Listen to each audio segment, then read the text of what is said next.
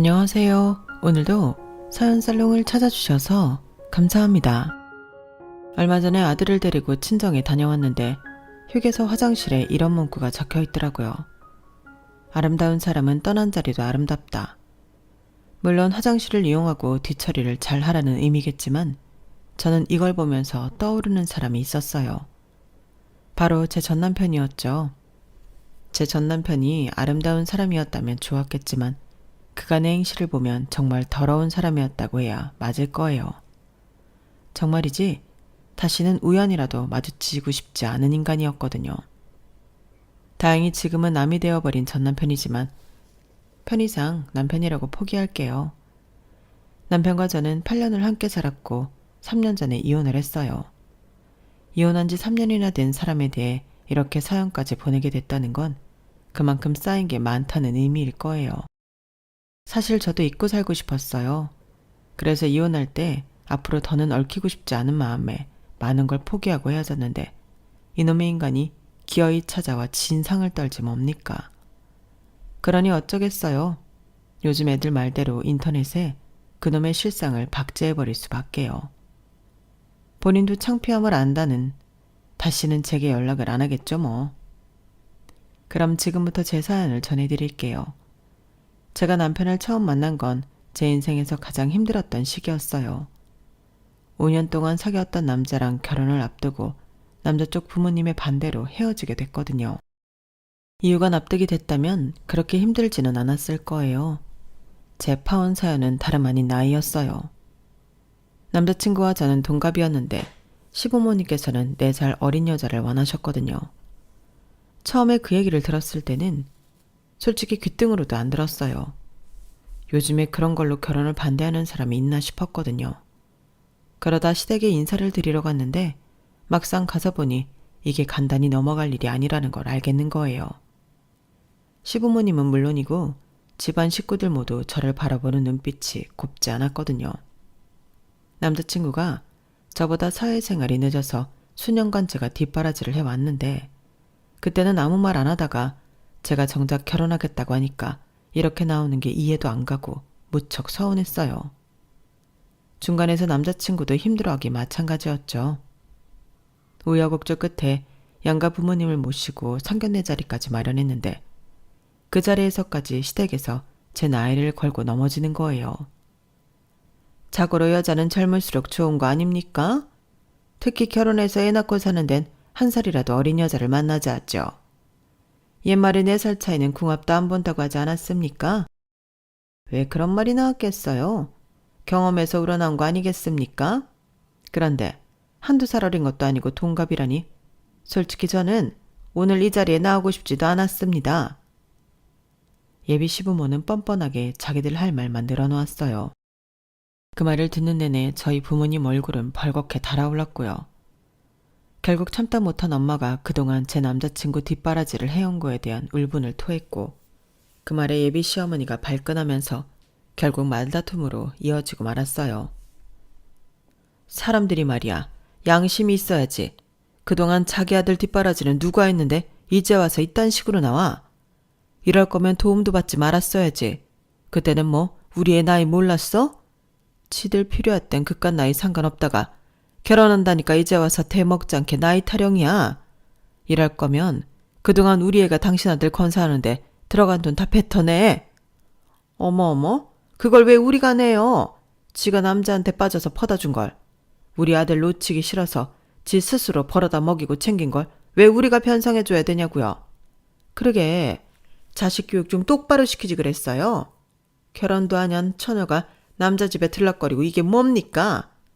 지금은 그쪽이 큰소리 칠 때가 아닙니다. 창피한 줄이나 아세요. 창과 방패처럼 찌르고 막는 양가 어머니들 때문에 루마는 혼란스러웠고 결국 식당 직원이 룸으로 찾아와 조용히 해달라고 하는 상황까지 벌어졌어요. 그때 상황을 정리한 건 저희 아빠였어요. 자, 정리를 하자면 재훈이 부모님께서는 우리 친경이 나이가 재훈이랑 동갑인 게 문제라 이거죠. 4살 어린 여자를 며느리로 드리고 싶으시다 이 말씀 아닙니까? 그럼 이렇게 하면 되겠네요. 우리 둘째 딸이 진경이보다 4살 어리니까 재훈이랑 우리 둘째를 결혼시키면 되지 않겠습니까? 어떠세요? 이제 문제가 해결된 거죠? 말도 안 되는 아빠 논리에 황당해서 저는 입만 쩍 벌리고 있었어요. 그런데 부부는 일심동체라더니 엄마가 바로 아빠 편을 들고 나오지 뭐예요. 맞네. 우리 주경이가 진경이보다 4살 어리니까 재훈이 부모님이 찾는 신부감으로 딱이네요. 그럼 이제 예정대로 결혼식 치르면 되는 거죠? 그러자 이런 상황을 생각지 못했던 예비 시부모님은 얼굴을 불그락 하면서도 뭐라고 대꾸하지 못했어요. 애초에 나이 차이를 들먹이며 결혼을 반대한 건 핑계일 뿐이었는데 그걸 간파한 저희 아빠의 묘책에 걸려든 거니까요. 왜 대답을 못하십니까? 그쪽에 우리 딸 나이가 문제라길래 나이 맞는 둘째를 내어드린다는데 왜 대답을 안 하시냐고요? 애초에 나이는 상관도 없던 거 아닙니까? 대답하세요. 부모가 대답을 못하니 그럼 재훈이 자네가 해보게. 지난 4년간 자네 뒷바라지해온 내 딸 버리고 딴 여자랑 결혼할 계획이었지? 그래서 말도 안 되는 아이를 걸고 넘어진 거 아니냐고. 애초에 여자한테 기대서 살려고 드는 네 놈이 마음에 안 들었어. 학원비에 네 놈 담배값까지 내 딸한테 뜯어갔다는 걸 알았을 때 피가 거꾸로 솟는 것 같았지만 그래도 한번 믿어봤던 건데 결국 네 놈이 믿음을 배신으로 갚는구나. 어차피 이 결혼은 물 건너간 것 같고 그렇다면 우리도 받을 건 받고 끝내야 하지 않겠냐? 그동안 이놈이 내 딸한테 등쳐먹은 돈은 물론이고 이번 혼인을 빙자해 우리한테 입힌 피해까지 모조리 받아낼 테니까 그런 줄 알아라. 그리고 내 딸 인생을 이렇게 망가뜨려 놓고 이놈의 편히 딴 여자랑 혼인할 생각을 한다면 일찌감치 버리는 게 좋을 거다. 내가 그렇게 두지 않을 테니까. 이놈이 얼마나 머리가 좋은 놈인지는 모르겠다만 나이 든 사람이 괜히 나이가 많은 게 아니란 것도 알아야 할 거다. 그간 살아오면서 이놈 저놈 다 보고 이꼴 저꼴 다 보고 살아서 너같이 옹졸하고 은큼한 놈 속은 단번에 간파할 수 있거든. 그게 바로 연륜이라는 거다, 이 머저리 같은 놈아. 아빠는 그 말을 끝으로 저와 가족들을 데리고 상견례장을 나왔어요. 그리고 다음날 바로 변호사를 선임해 소송을 시작하셨어요. 소송을 진행하는 과정에서 알게 된 건데 정말 남자친구는 저 말고 다른 여자랑 혼담이 오가고 있었더라고요. 저를 떨궈내기 위해서 남친 부모님이 말도 안 되는 나이를 트집 잡아 결혼을 반대했던 거였어요. 평범하게 헤어지려니 그동안 저한테 받은 물적 도움이 너무 커서 그걸 안 돌려주고 끝내려다 보니 이런 말도 안 되는 일을 벌인 거였죠. 그걸 알아챈 아빠 덕분에 저는 소송을 통해 그가 남자친구한테 썼던 돈도 돌려받고 파혼에 따른 피해 보상도 받을 수 있었어요. 하지만 이 파혼 소송 이후 저는 남자를 만나기 힘들었어요. 세상 어떤 남자도 믿을 수 없다는 생각을 갖게 되었거든요.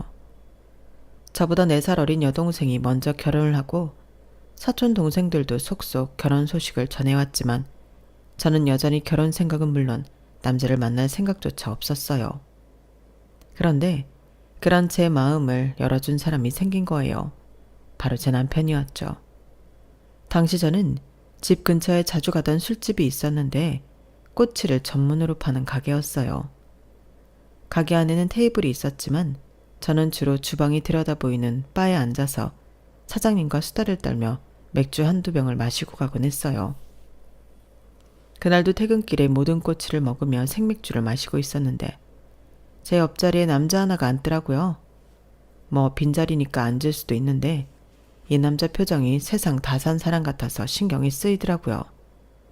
아니나 다를까 자리에 앉자마자 한숨을 푹 쉬더니 소주부터 시키더라고요. 소주가 나오자마자 자네도 안 따르고 바로 벽나발을 부는데 그때 예전에 제 모습이 순간 스치더군요. 파혼을 당했던 그 시절의 저 말이에요. 그때 저도 그 자리에 앉아 소주로 벽나방을 불었거든요. 그래서 가만 보고 있을 수가 없어서 꼬치 하나를 대뜬 남자 입에 밀어 넣었어요. 놀란 남자는 입에 꼬치를 문 채 멀뚱히 저를 바라보았고요. 혼자 먹기에 양이 너무 많아서요. 그리고 아직 수요일입니다. 그렇게 깡소주를 나벌러 불면 내일 출근 힘들어요. 그 말에 남자는 쓴웃음을 지으며 입에 든 꼬치를 우적우적 씹기 시작했어요. 어때요? 맛있죠? 저도 몇 년 전에 그 자리에 앉아서 깡소주 나발을 분 적이 있거든요. 그때 여기 사장님이 제 입에 닭똥집꼬치를 넣어주지 않았다면 지금 내 인생은 많이 달라져 있을 거예요. 당연히 안 좋은 방향으로 말이죠. 그때 깨달았어요. 괴로운 일이 있을 때는 일단 입에 맛있는 걸 넣자. 그러면 그 맛에 빠져서 조금은 살만해지더라고요. 그날은 제가 왜 평소 하지 않던 오지랖을 부렸는지도 모르겠어요. 인연이 되려니 그랬나 보다 생각할 뿐이에요. 그날 제 옆자리에 앉았던 남자가 바로 제 남편이에요. 그날 남편은 3년 사귄 여자한테서 헤어진 지 한 달 만에 결혼한다고 청첩장을 받은 날이었어요. 글쎄 뭐라는 줄 알아요? 나보고 축의금을 빵빵하게 달래요. 이게 말이 되는 겁니까? 어떻게 나한테 이럴 수가 있냐고요. 내가 지한테 얼마나 잘했는데. 30도 훌쩍 넘긴 나이에 훌쩍이는 남편을 보니 안 됐기도 하고 은근히 귀엽더라고요. 그날 저는 자정이 넘을 때까지 남편의 하소연을 다 들어주었고 그날 이후 우리는 퇴근길에 그 꼬치집에서 만나는 날이 늘어갔어요. 술 친구에서 연인이 되기까지 걸린 시간은 고작 2달 남짓이었죠. 우리 둘 다 30을 넘긴 나이였고 한 차례 실언을 당한 처지라 그런지 통하는 구석도 많고 서로에 대해 묘한 동질감도 느끼고 있어서 금방 마음을 열 수 있었던 것 같아요. 그렇게 1년 조금 넘게 연애를 한 우리는 바로 결혼식을 올렸고 나이가 나이인지라 양가 부모님은 찬성을 넘어 쌍수를 들고 환영하는 분위기였어요. 신혼집을 마련할 때 남편이 모아놓은 돈이 별로 없어서 대부분 제 돈으로 전셋집을 구했는데 그때 들어간 돈 중 대부분이 바로 전 남자친구한테 돌려받은 돈이었어요. 그동안 통장에 묻어두고 볼 때마다 이를 갈던 돈이었는데 이렇게 요긴하게 쓰게 될 줄 누가 알았겠어요? 물론 그 돈도 엄연히 사회 초년생 때 안 먹고 안 입고 모은 돈이지만요. 그런데 결혼하고 안 사실이지만 제 남편 월급이 제 초봉보다 적더라고요. 아무래도 다니는 회사의 레벨이 달라서 그런 것 같더라고요. 제가 다니는 회사는 나름 대기업이고 남편은 중소기업에 다니고 있었거든요. 사실 저는 그런 거에 별 상관은 없었어요. 그건 제 남편도 마찬가지였어요. 오히려 친구들한테 와이프가 대기업에 다닌다고 자랑을 할 정도였어요. 그런데 남편의 이런 모습이 처음엔 귀엽게 보이더니 시간이 지나면서 점점 더 철딱선이 없게 생각되는 거예요. 명절을 맞아 회사에서 보너스 나오고 선물도 받아서 집에 돌아왔는데 남편이 제 손에 들린 한우 세트를 보더니 그러는 거예요. 야, 역시 대기업은 다르구나. 보너스도 그렇게 많이 주면서 한우까지 주는 거야? 역시 내가 결혼은 잘했다니까. 와이프 덕분에 명절 한우 세트도 받고. 자기야, 우리 이거 우리 집 갈 때 선물로 가져가자. 우리 엄마가 대기업 다니는 며느리 덕분에 한우 먹는다고 엄청 좋아하실 거야. 모르긴 해도 주변에 엄청 자랑하실걸? 자기는 명절 보너스는커녕 회사에서 식용유 몇 병 받는 게 다라고 한참을 툴툴대던 남편은 한우 세트를 들고 신나서 어쩔 줄 몰라 했어요. 그런데 남편의 이런 모습이 뭐랄까 좋게만 보이지 않더라고요. 매번 제가 회사에서 뭔가를 받아올 때마다 엄청 띄워주고는 결국엔 자기 부모한테 드리게 하거나 자기가 저 대신 쓰곤 했거든요. 꽃노래도 한두 번이라고 슬슬 남편의 저희를 알아채고 나니 저를 띄워주는 말이 좋게 들리지만은 않았어요. 그래서 저도 솔직한 마음을 드러냈죠. 왜 자기 집에 가져가는데? 우리 부모님도 한우 좋아하셔. 지난번에도 홍삼 세트랑 굴비 세트 자기 집에 가져갔잖아. 나 결혼하고 지금까지 회사에서 나온 선물들 다 자기가 챙겨갔어.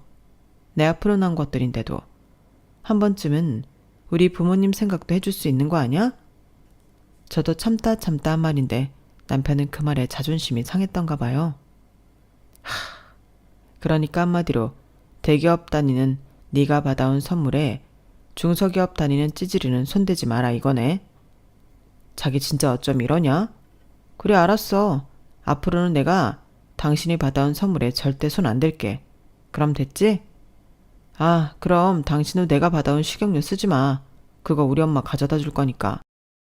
정말 유치하게도 남편은 자기가 받아온 식용유 3병을 비닐봉투에 꽁꽁 싸매고는 시댁에 가져갈 선물 봉투에 함께 넣었어요. 내가 괜한 말을 해서 남편 자존심을 긁은 건가 싶기도 했지만 그래도 남편의 이런 반응을 보니 한 번은 짚고 넘어가는 게 맞겠다는 생각도 들었어요. 문제는 그해 명절에 시댁에 가서 남편이 도착한 날부터 돌아오는 날까지 그놈의 한우 세트 얘기를 주구장창 했다는 거예요. 엄마, 이거 한우야?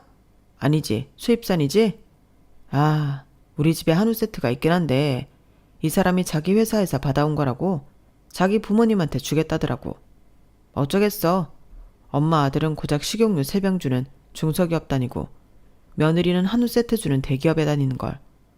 엄마, 다음 생에 태어나면 대기업 다니는 자식 낳아.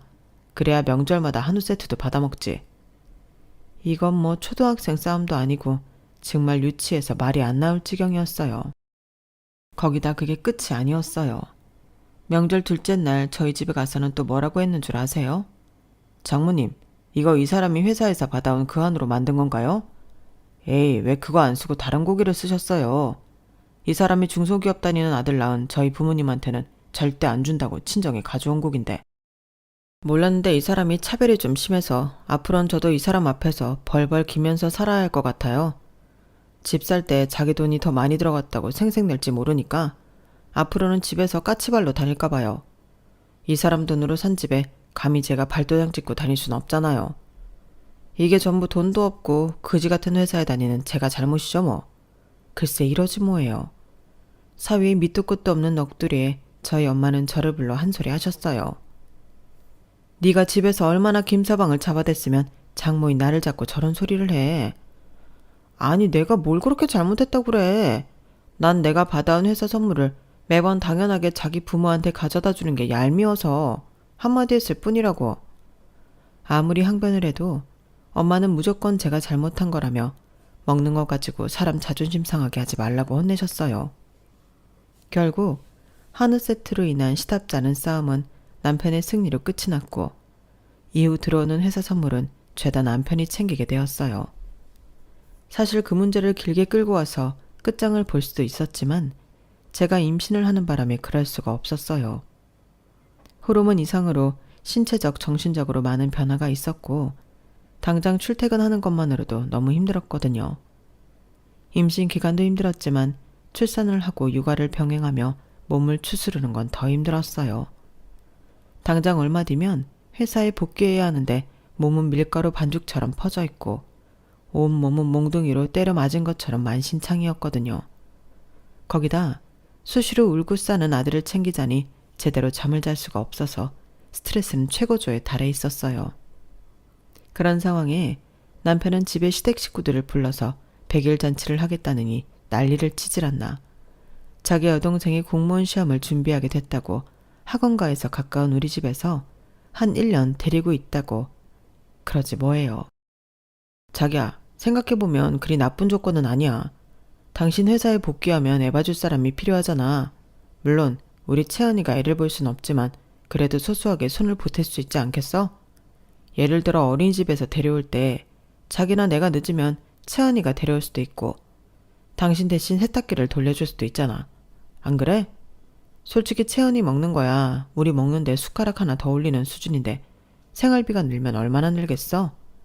내 체면을 생각해서라도 당신이 허락해 줬으면 좋겠는데 어때? 그래 줄 거지? 일에 육아에 찌들어 있는 나를 도와주지는 못할 망정 남들은 하지 않는 100일 잔치에 신우의 시집살이까지 정말 하루가 멀다 하고 남편이 일을 벌리는 통에 저는 정말 폭발하기 일보 직전이었어요. 거기다 남편의 말과 달리 신우이는 저희 집에 들어오자마자 마치 공주 대접 받으려는 사람처럼 가사일에는 손끝 하나 대지 않더라고요. 청소기를 돌리거나 세탁기를 돌리기는커녕 지가 입은 옷도 사방에 뱀 허물 벗듯이 벗어두고 다녔고 친정 엄마가 만들어다 준 반찬을 덜지도 않고 침 묻은 젓가락으로 마구 휘저어 먹고는 식탁에 그대로 두곤 했어요. 그뿐인가요? 툭하면 출출하다며 치킨에 곱창, 피자 등을 시켜달라고 그러면서 우리 아들 기저귀 한번 갈아줄 생각을 안 하는 거예요.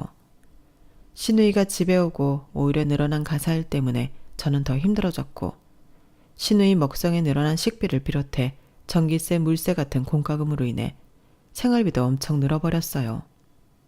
남편이 말했던 장점은 하나 없고 단점만 늘어난 셈이었죠. 결국 참다 못한 저는 남편에게 신우이를 내보내라고 했어요. 남편은 어떻게 그러냐고 자기가 잘 얘기를 해보겠다고 했지만 솔직히 그런 기회조차 주기 싫더라고요. 말은 공무원 시험을 준비한다고 하지만 제가 봤을 때는 그런 식으로 공부해서는 천년 만년이 지나도 절대 시험에 합격 못할 것 같더라고요. TV 볼 거 다 보고 놀 거 다 놀고 딸랑 학원에서 강의 만들어서 어떻게 공무원 시험에 합격을 하나요? IQ가 200 이상 되는 것도 아닌데 말이죠. 거기다 일과 육아, 가사노동에 치여 사는 올케를 눈앞에서 보면서도 자기 니트는 손세탁해달라, 늦은 시간에 라면 끓여달라, 치킨 시켜달라, 심부름을 시키는 거 보니 인간이 되먹기 그른 게 확실히 보여서 조금도 도움을 주기 싫어졌어요. 그래서 남편의 부탁에도 불구하고 신우이를 다시 시댁으로 보내버렸죠. 물론 그 일로 남편은 저를 볼 때마다 징징거렸고 더는 참을 수 없던 저는 한 번만 더 내 앞에서 징징거리면 그날로 이혼할 거라고 해버렸어요. 그랬더니 남편이 충격을 받았는지 한동안 조용하더라고요. 그렇게 모든 일이 일단락 된 줄 알았는데 이때부터 남편은 계획을 세우고 있었던가 봐요. 언제고 이혼을 하게 되면 자신이 꼼짝없이 쫓겨나게 될 거란 걸 알았는지 제가 평소에 쉽게 던진 말 한마디까지도 수첩에 기입을 해서는 이혼할 때 마치 제가 그동안 자신에게 언어폭력을 휘둘러 온 것처럼 만들어버렸어요. 이 수첩은 결혼 8년 만에 남편과 이혼하게 됐을 때 남편을 위한 꽤 쓸만한 증거로 채택이 되었어요. 그 바람에 저는 남편한테 위자료까지 지불하게 되었죠. 거기다 남편은 우리 아들을 볼모로 제게 흥정까지 해왔어요. 양육권을 줄 테니 얼마, 친권을 줄 테니 얼마 이런 식으로요. 정말 생각 같아서는 이 인간을 쥐도 새도 모르게 묻어버리고 싶었지만 그럴 수 없다는 게 천추의 한이었습니다. 결국 이런 게 더 많은 이혼이었지만 그래도 우리 아들을 온전히 제가 데려올 수 있어서 지금도 후회는 않고 있어요. 그렇게 남편과 헤어지고 아들과 둘이 살고 있었는데 이 인간이 이혼하고 3년 만에 다시 우리 모자 앞에 나타난 거예요. 그것도 하필 저희 아빠 장례식장이 말이에요. 어떻게 알고 왔는지 이미 검은 양복까지 차려입고 팔에 상주 완장까지 차고 있더라고요. 그 모습에 놀란 저는 당장 달려가 남편을 데리고 밖으로 나왔죠. 어떻게 된 거야? 당신이 여긴 왜 와? 왜 오긴? 장인어른이 돌아가셨는데 맞사이가 안 오면 누가 와? 여보, 당신이 지금 얼마나 힘들지 누구보다 내가 잘 알아. 지금은 나랑 싸울 때가 아니라 우리 장인어른 잘 모시는 게 중요한 거잖아. 그러니까 우리 문제는 차차 정리하고 일단 안으로 들어가자. 손님들 들이닥칠 텐데 어머님이랑 처제만 맡겨둘 수 없잖아. 하여, 고양이가 쥐 생각하고 있네. 당신이 무슨 자격으로 상주 노릇을 해. 그리고 당신 없어도 상주 노릇 할 사람은 많아. 주경에 남편도 있고 내 아들도 있으니까 그러니까 괜한 집 버리지 말고 돌아가. 그런데 하필 그때 육촌 당숙이 저희를 보시고는 다가오셨어요. 제가 이혼한 사실을 모르셨는지 제 남편 손을 잡으시곤 반가워하시더라고요. 아유, 우리 김서방이 고생이 많네. 장인 상 치르느라 얼굴이 반쪽이 된 거 봐. 근데 장례식장은 안 지키고 왜 둘 다 나와 있는 거냐? 그러자 남편은 이때다 싶었는지 재빨리 대답을 했어요. 당수걸은 오신다고 해서 기다리고 있었죠. 어서 들어가세요. 여우 같은 남편은 그렇게 당수걸은을 모시고 장례식장 안으로 들어갔고 은근슬쩍 상주 노릇을 해가며 친척들한테 눈도장을 찍었어요. 엄마랑 여동생은 당장 돌려보내라고 난리였지만 아빠 장례식장에서 큰 소리를 칠 수 없어선 탓에 두고 볼 수밖에 없었어요. 그런데 탈상 전날 밤 친척들 사이에서 저희 아빠 유산 얘기가 흘러나온 거예요. 그 자리에는 제 남편도 끼어 있었는데 그중 한 사람이 제 남편한테 그러더군요. 이미 이혼까지 했으니 유산 상속도 못 받을 텐데 여기엔 뭐하러 와서 고생이야. 듣자 하니 헤어질 때 많이 안 좋게 헤어졌다던데. 에이, 누가 그래요. 저 사람 아직 저한테 미련 있어요. 그러니 장인어른 장례식에 온 저를 밀어내지 않고 그냥 두는 거죠. 그리고 우리가 비록 이혼은 했지만 그래도 한때 맞싸였는데 장인어른이 제 앞으로 유산을 안 남기셨겠어요? 다들 아시잖아요. 장인어른이 저 많이 예뻐했던 거요. 모르긴 해도 꽤 남기셨을 거예요. 남편은 실실거리며 진짜 유산을 기대하는 사람처럼 굴었어요. 그 모습을 보니 우라가 치밀더라고요. 그래서 다들 있는 앞에서 확실히 해야겠다 싶더라고요. 유산? 누구 맘대로 유산을 받겠대. 당신이랑 나 이미 끝난 지 오래인 사이잖아. 우리 아빠가 살아생전에 당신이라면 일을 박박 가셨어. 그런 사람이 퍽이나 유산을 남기셨겠다. 그러니까 괜한 소리 짓거리지 말고 당장 돌아가. 아니 여보, 그래도 그런 게 아니지. 내가 바쁜 시간 내서 장인어른 장례식까지 치러줬으면 뭔가 생기는 게 있어야 할 거 아니야. 당신 앞으로 나오는 유산이라도 조금 떼어줄 수 있잖아. 그 정도는 해줄 수 있지? 세상에, 그러니까 이 인간은 이미 헤어진 아내 부친의 유산을 뜯어먹자고 여기까지 달려왔단 거예요. 아무리 얼굴에 철판을 둘러도 그렇지 이렇게 철면 필 줄은 몰랐네요. 그래서 남편이 원하는 그 유산 나눠주기로 했어요. 그래, 당신이 그렇게까지 원한다면 어쩔 수 없겠네. 우리 아버지 유산 받고 싶댔지. 그래, 줄게. 엄마랑 나랑 내 여동생, 그리고 당신 이렇게 넷이 똑같이 나누면 되겠다. 이런 걸 제부한테까지 나누긴 좀 그렇거든. 정말? 그래, 생각 잘했어. 아무래도 둘째 사이는 자격이 안 되지. 뭐니 뭐니 해도 맞사이가 최고니까. 그래, 총 유산은 얼마나 된대? 듣자하니 한 5억 가까이 된다나 봐. 그래? 그럼 1인당 1억 2,500 정도 받을 수 있는 거네.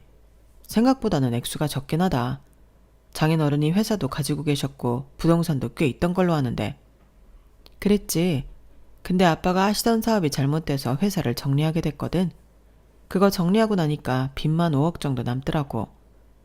빚이라는 말에 남편 눈빛이 살짝 흔들렸어요.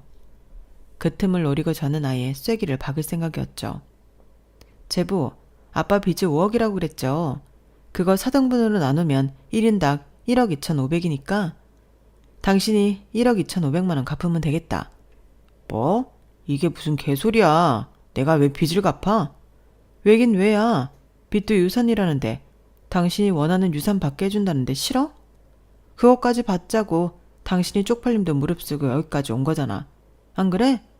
원래 자기가 공짜를 좋아하는 건 알았지만 이미 수년 전에 인연 끊어진 장인 유산 뺏자고 여기까지 오다니 정말 대단해.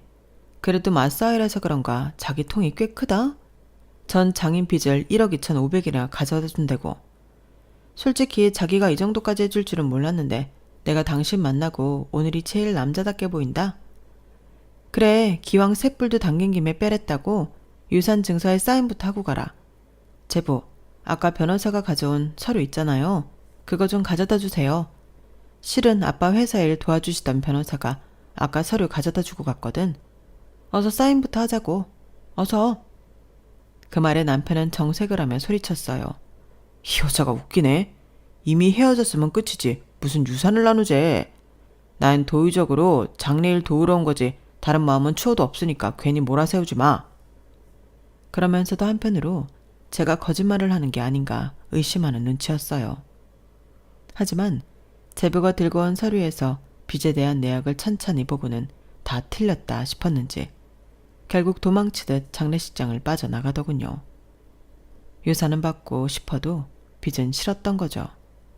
그런데 남편이 하나는 알고 둘은 몰랐던 거예요. 아빠 앞으로 빚이 있긴 했지만 그 빚을 갖고도 남을 만큼의 부동산도 있었거든요. 당장 현금화하기 힘들어서 빚이 생겼던 거지 갚을 능력이 안 됐던 건 아니니까요. 장례식을 치르고 몇 달 뒤 부동산 중 일부를 정리해 아빠 빚부터 갚았어요. 그리고 나머지 유산은 엄마와 우리 자매가 적절히 나누게 되었고요. 빚이 무서워서 도망을 쳤던 남편은 나중에 그 사실을 알고 저를 찾아왔다가 오히려 경찰에 끌려가고 말았어요. 이미 헤어진 사이에 무단으로 제 집에 침입해서 제 화장대랑 장롱 서랍을 뒤졌거든요. 제가 거기에 중요한 서류랑 금부치, 현금을 놔두는 걸 알고서 벌인 짓이었죠. 결국 남편은 무담치니까 절도혐의로 구속됐고 그 바람에 난리가 난 시댁에선 싹싹 빌려 선처를 구했어요. 하지만 이혼할 때 남편이 했던 짓을 생각하니까 도저히 용서해주고 싶지 않더라고요. 그래서 조건을 걸었어요. 앞으로는 나는 물론 내 아들과 내 친정 식구들 앞에 절대로 나타나지 말라고 말이죠. 제가 이런 조건으로 이번 사건을 무마하기로 한 건 이 사람을 용서해서가 아니었어요. 어차피 남편을 무단치니까 절도로 구속돼도 초범인데다 동종 전과 이력도 없고 이런저런 사항까지 더하면 우리나라 재판에서 기소유예 받을 게 뻔했거든요. 그러니 차라리 내가 원하는 조건이라도 걸어서 공증문서화 해두자 싶었던 거예요. 결국 그 계획은 성공했고 남편은 절대 다시 저희 모자 앞에 나타나지 않기로 했어요. 남자 보는 눈이 없어서 2번이나 꽝을 골랐던 저는 제 인생의 마지막 남자를 위해 살아갈 생각입니다. 그게 누구냐고요? 바로 제 아들이에요. 적어도 아들한테만큼은 최고의 엄마로 남고 싶거든요. 그래서 오늘도 힘을 내보려 합니다. 여러분도 오늘 하루 화이팅 하시길 바랍니다. 지금까지 제 사연을 들어주셔서 감사합니다. 여러분, 사연 댓글에 응원과 현명한 조언 부탁드려요. 좋아요와 구독은 저에게 큰 힘이 됩니다. 오늘도 좋은 일 가득하세요.